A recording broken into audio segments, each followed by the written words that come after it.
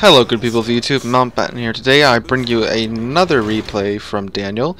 If you guys remember words are hard. If you guys remember him, he is, that's a loud horn for such a small destroyer. He is the viewer who we sent in the Julio Cesare, I think I said that right, replay. Probably didn't say that right, but you know, whatever. And he sent me this replay, which is him and the Tier 3 British premium destroyer, Campbelltown. I know literally nothing about this ship other than after watching this replay I am very much impressed by the way that Daniel here plays this little ship. And I say little, I mean it's a destroyer. In real life the thing's freaking massive, but in the game it's small. So yeah, he's in a tier 3 game, and the amount of damage he racks up in it is good by, I mean, I don't know about you guys out there that play destroyers a lot, but by my opinion is pretty dang good for a tier 3 ship. I would be honestly surprised if some tier 3 battleships did this much damage. Now, in this game you are going to see a lot of derpy moments being made by other players. I'm going to try not be too critical of them because this is of course tier 3. A lot of these people could have literally downloaded the game a couple hours ago and they're just, you know, at tier 3 by now, which that's what happened to me. I downloaded the game, went from tier 2 to tier 3, didn't know what I was doing, messed up a lot, got some very valuable learning experience, but you know, such is the nature of World of Warships. However, there is some pretty good potato moments in this. I mean, even for tier 3, some really, you know, some true potato moments happen in this game. It's actually a tier 4 battle. So Daniel's actually down tiered. Well, he's up tiered. He's has a 1 tier disadvantage, but that does not stop him. As far as the Campbelltown goes, like I have stated, I know nothing about this ship other than it's got 3 turrets in the front, 2 torpedo tubes in the back, 3 torpedoes per torpedo. God, I've been up since 5 o'clock in the morning, you know, doing my internship, so if I flub up a lot, which I probably will, I apologize in advance. Yeah, it's got 3 tubes per torpedo tube set, and the 3 guns on the ship are organized in a really unique way. Let me take over the camera controls here. You see, there's this 1 deck gun here, and then there's those 2 deck guns right there in between the between the second and third torpedo stack. So there's no guns on the back of the ship, just the 2 torpedo tubes. And the torpedoes have a 60-second reload, which is pretty good by tier 3 standards. So here comes some of the first potato moments here. That's a Pan-Asian destroyer, the Fra Rong. This is the Fra Rang, or however you say that in Asian. And he's firing AP at Daniel. Now, even in your destroyer versus destroyer, you genuinely want to fire HE. HE breaks stuff. Don't get me wrong, he was firing HE because he broke Daniel's torpedo tubes and his engine there for a second, but then for some reason he switched it over to AP. I don't know why. And you're about to witness potato moment number 2 when Daniel comes up over this island right here, and it's quite obvious what potato moment number 2 is.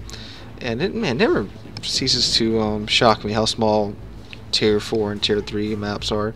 I'm used to the very huge tier 10 maps because mostly what I play is tier 10, even though of course we all have to go through tier 3 anyway when we're grinding out our lines. So prepare to witness pure 100% unfiltered potato right here. So Daniel's coming across, coming past this island right here. There's a 2 broadside ships. He's clearly detected. They don't even look at him. He's detected. 4 kilometers away from, I believe that's the Kawachi. Yep, 4 kilometers away from the Kawachi. He doesn't even turn his turrets. I kid you not. Someone's looking at him right here, but it's not the Kawachi. So, see, his turrets aren't even looking in the right direction. I'm rotating toward Daniel. So he takes 1, 2, Torpedo's right there. Daniel causes 2 flooding on the Kawachi. Kawachi uses damage con. However, he may have wanted to hold off on using damage con that fast because... bingo! Daniel gets one more torpedo hit and another flooding. Since the Kawachi's damage con's on cooldown, that flooding is going to stick around for a while. And flooding damage, as all of us Battleship players know, is no fun to have to deal with when you have no damage con. Even the Kawachi busts a heal, which I'm not even sure if I believe tier 3 battleships, yeah, they do have a heal. All battleships have a heal. Yep, still, see, didn't even help if he even popped his heal. He is gone. So now Daniel has 34,000 damage. Pretty good, right? Well, there's more people. There's plenty more. So Daniel pops its hyperdrive, which I didn't realize until I was almost done watching this clip. Holy crap, this thing's fast for tier 3. You see later in the clip, he gets up to 37.9 knots in this thing. In a tier 3 destroyer, like, holy crap, that's fast. So this is the thing, I'm not sure if it's a replay bug or what. It appears that Daniel simply doesn't use his torpedo aiming guide sometimes. Again, I'm not sure if that's a glitch in the replay system or if Daniel is just truly a torpedo god. Because as you see there, he didn't use his aiming assistance again. But you'll see later why I think it's a glitch. So we are now 7 minutes into the battle, and Daniel's team is down 5 ships. The enemy team is only down 3 ships. Not looking good so far. Enemy team still has a pretty commanding points lead of about 160 points right now. And Daniel is the only one guarding this middle section right here.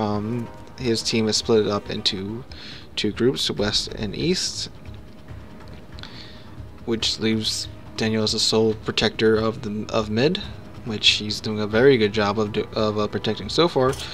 However, the enemy team hasn't done a very good job of pushing mid, strangely enough.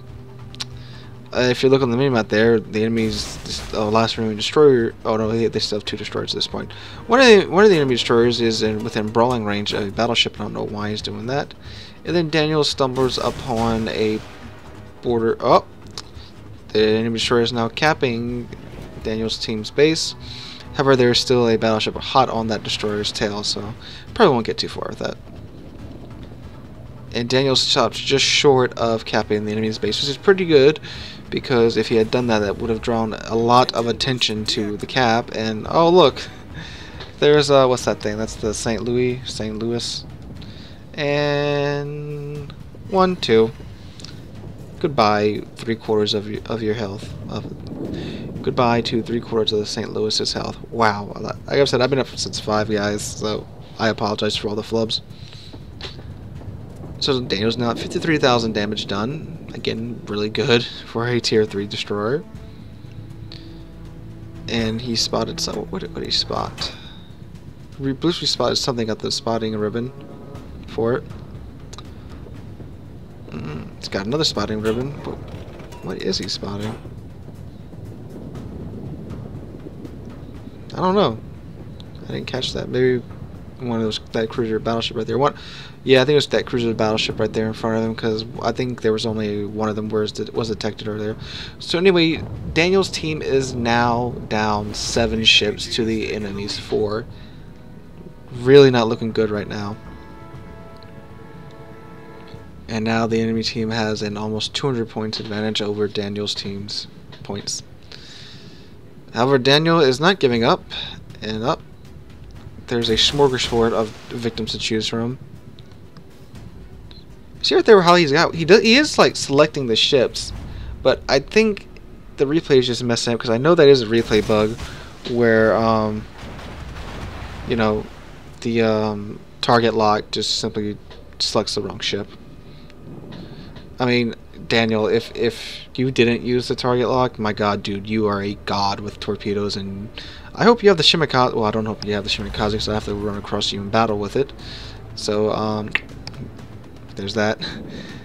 Again, that Nassau takes 2 torpedoes and makes no correction, and then takes another 2 torpedoes and is gone. Which now brings Daniel up to 86,000 damage in a Tier 3 destroyer. Wow. For someone who doesn't play a lot of destroyers, this is a very impressive clip. And he ain't done yet.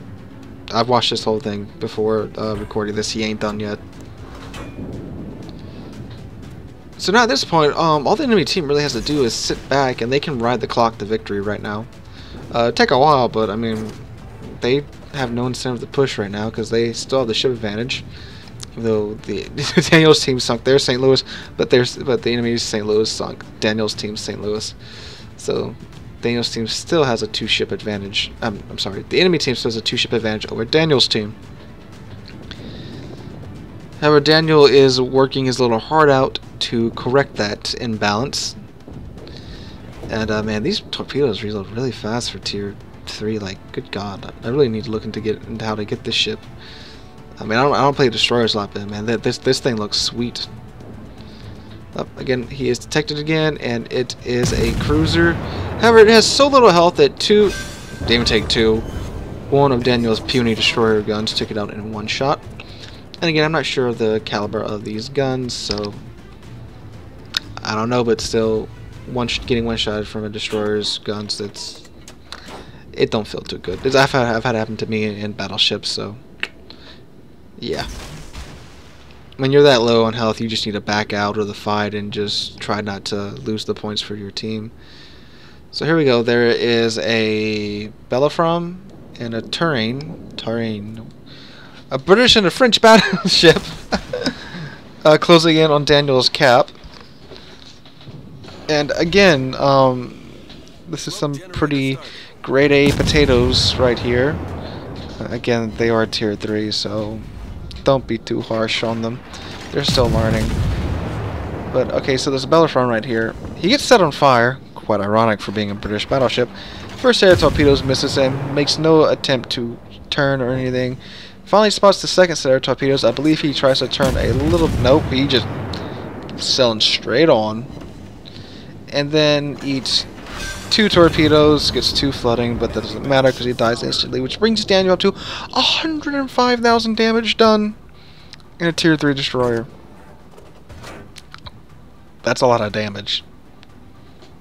Insert obligatory flex, yeah, it's flex steel? Yeah, it's flex steel, not flex tape. Flex tape meme here.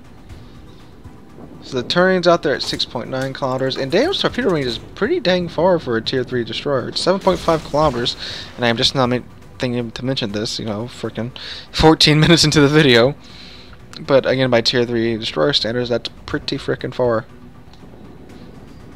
I'm not even sure if the Japanese torpedoes go that far out at Tier 3 yet.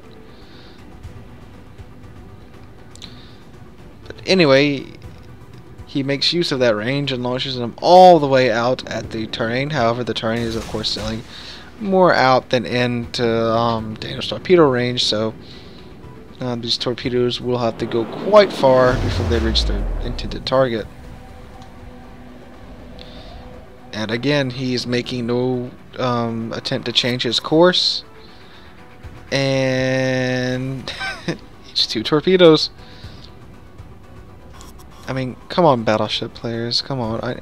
Even at lower tiers, if you see one salvo of torpedoes coming toward you, make no attempt. Okay, I understand that, but 90% of destroyers have more than 1 torpedo tube. The only one that I know that doesn't have more than 1 torpedo tube is Kidd, and that's at Tier 8. But still, come on.